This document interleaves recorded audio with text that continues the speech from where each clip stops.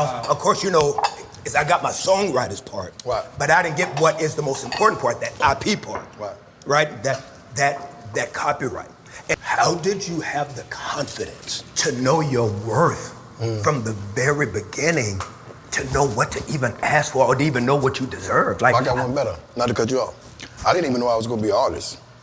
I started investing in other people first. Oh, okay. You know what I'm saying? Other artists. But to answer your question on my side, I would say knowing your worth is knowing who you are. When you know exactly who you are, you make those type of decisions. If you think that you, from a position of scarcity, you're gonna make scarce decisions, which are rational and desperate.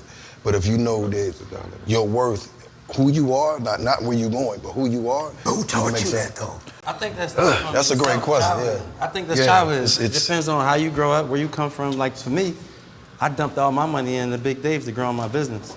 So I didn't go out and have investors in the beginning. So I actually had to bet on myself. Sure. And I think betting on yourself is the way you ain't gonna quit, because you know this is all you got. Ain't nobody else there to save you but you and God. And I think that's the boss part of it. So betting on yourself. Yeah, but I understand what you guys are saying, but it's hard to know that at 23.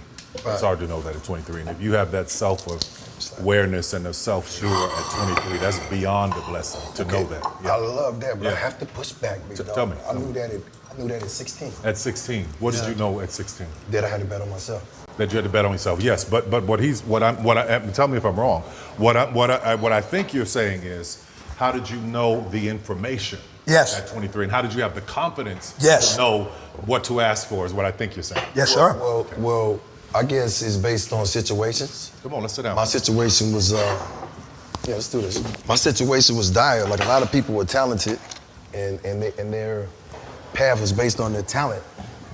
But my path was based on providing. So I had to find a way. I had to believe in myself, because there was no other entrepreneurs. There was an entrepreneur in my neighborhood. His name was Russell. He owned a mechanic shop. Probably did like 3 cars a year. Old guy. He was the first entrepreneur I knew, because he owned some of the houses in the neighborhood. But mind you, the population was 2,500.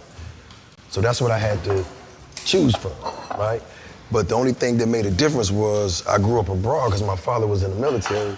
So I grew up in Hawaii, Japan. So I knew there was bigger things out there. I just had to get to it. So to answer your question is how I had to believe in myself. When my parents divorced, I was staying in a single wide trailer that's probably 2 times bigger than this table. Me, my mom, and my sister. And that was gonna be my destiny forever, unless I believed in myself and done something. And that's what I had to do.